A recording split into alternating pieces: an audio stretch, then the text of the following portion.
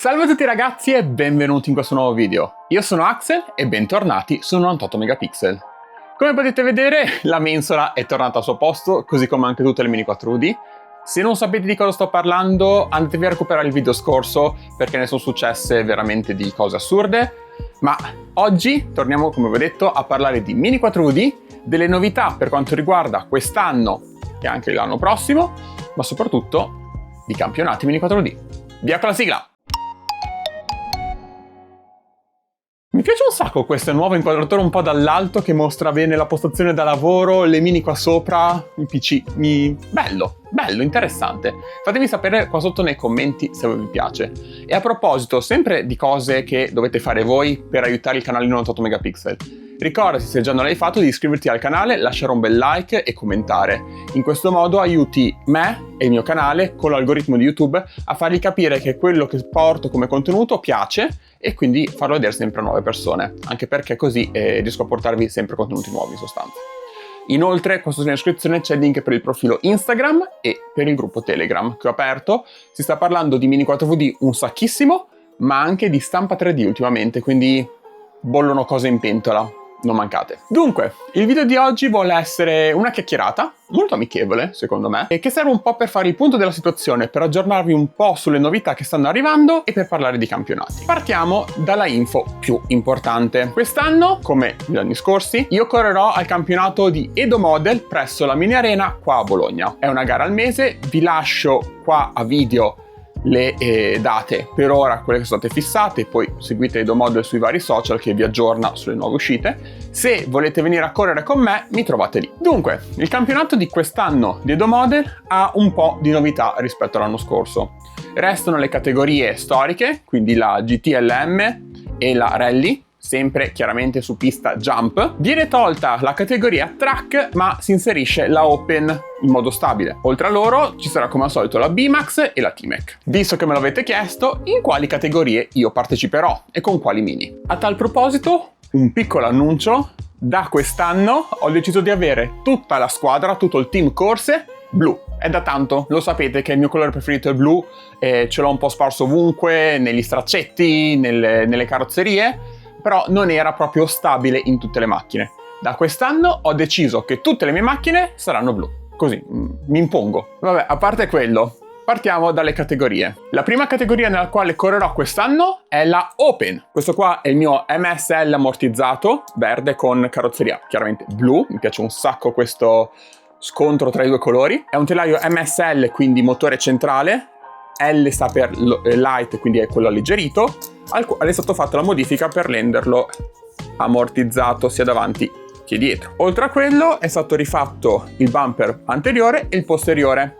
Ve la faccio vedere un po' così perché comunque è una Mini che ha già parecchi anni, devo capire bene come si comporta in pista, ma in generale poi se vedo che porta buoni tempi, buoni risultati, vi farò un video dedicato. Seconda categoria nella quale quest'anno ho deciso di continuare a correre è la T-Mac. Utilizzerò la stessa macchina dell'anno scorso che è stata perfezionata nel corso dei vari campionati. È l'Avante Asia Challenge sul telaio AR blu, che qua sembra nero ma vi garantisco che è blu, semplicemente il sotto è nero. È una macchina che mi è molto piaciuta lo scorso anno, sono riuscito a settarla bene, avere ottime prestazioni, era bella stabile, non aveva comportamenti strani, uscite storte e via dicendo. Di conseguenza mi sono detto, sai cosa? La continuiamo a provare. Vediamo se riusciamo a migliorarla o se durante l'anno avremo necessità di aggiornare il telaio o direttamente tutta la macchina. E infine, per quanto riguarda la categoria BMAX, correrò con ben due macchine. O meglio, io mi iscriverò come unico racer perché io preferisco giocarmela con io racer che corro e poi dopo in base alla pista o come si comportano le macchine decido se usare una o l'altra. Ma vediamo nello specifico cosa sono queste due macchine qua. Sono entrambe nuove, mai provate in pista, soltanto montate, quindi saranno totalmente da risettare probabilmente. Diciamo è un esperimento, voglio vedere un po' come vanno e sono molto curioso. La prima è la Match Frame speciale Corea, Fighting Korea, la versione 2 con la carrozzeria trasparente. Mi piace veramente un sacco, è molto bella. A me la carrozzeria della Match Frame piace, so che è super criticata, super schifata da tantissimi, però è comunque una carrozzeria con bassissimi ingombri a livello di telaio, quindi ti permette di montarti un po' la qualsiasi tra anteriore, posteriore e laterale. Pesa poco, e questo è un grande vantaggio, e poi la versione trasparente lascia intravedere il telaio sotto, che è blu, e quindi mi piace molto. Una cosa, se volete notarla, ho cercato di avere un passo corto, quindi all'anteriore ho montato la banana con roller da 13 che indietreggia abbastanza, quasi a livello ruota, mentre per quanto riguarda il posteriore ho montato questo baffo qua da 3 mm che mi permette di chiuderla, in questo modo sarà molto molto stretta. Un pro o un contro? Non lo so, bisogna vederlo in pista, vi farò sapere sicuramente, anche perché, per i più curiosi, sotto questo bel baffetto qua c'è una piccola chicca, un piccolo trucco che vi farò vedere in un video dedicato. Quindi a proposito, se volete un video dedicato per quanto riguarda la categoria B-Max, fatemelo sapere qua sotto nei commenti, che vediamo un po' tutti i vari trucchetti magari. Sempre per quanto riguarda la categoria B-Max, quest'anno ho voluto anche provare un telaio MS. Ebbene sì, una scelta un po' originale, diversa dal solito, ne vedo correre abbastanza pochi di telai MS. Il telaio è nero, però la carrozzeria è azzurra e mi piace un sacco, soprattutto perché è un Avante, che è la mia macchina preferita per quanto riguarda le Mini 4WD. Bella bella bella, questa qua è un MK3, sempre con carrozzeria Azzurra Special. Anche qui ho deciso di montare, invece che il freno davanti, le saponette per fare un test. Sempre roller da 13 con un passo un pochino più standard, quindi non sono arretrati i baffi, ma sono posizionati dove dicono di posizionarli da scatola, in sostanza da istruzioni. Per rendere questo telaio qua, che comunque è un telaio nero ed è abbastanza rigido, ancora più solido, per evitare un po' l'effetto MA, che comunque a me mi si scomponevano sempre un sacco durante i salti, ho deciso di montare anche il kit delle fibrine. Queste piccole fibre avanti e indietro che rendono il telaio molto molto più rigido. E sinceramente mi piace anche. Anche qui, mai provate in pista, non ho minimamente idea se starà o se esploderà dopo la prima curva, vi farò sapere.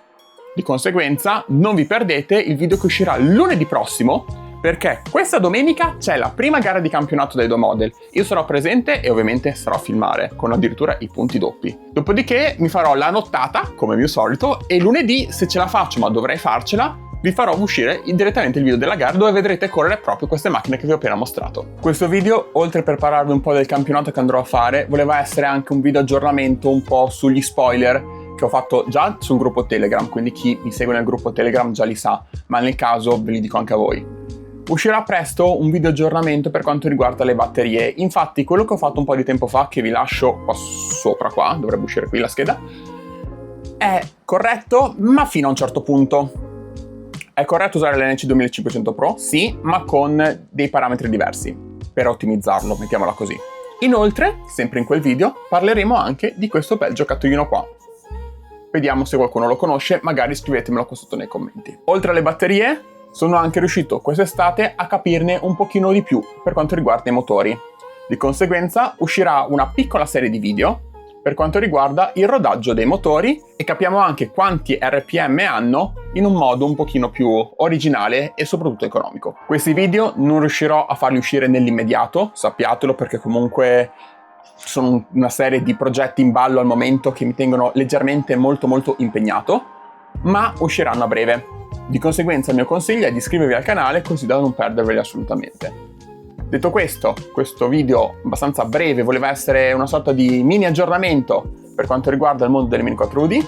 Io vi saluto, ti ringrazio, ricorda di iscriverti al canale e ci vediamo al campionato dei due model. Ciao!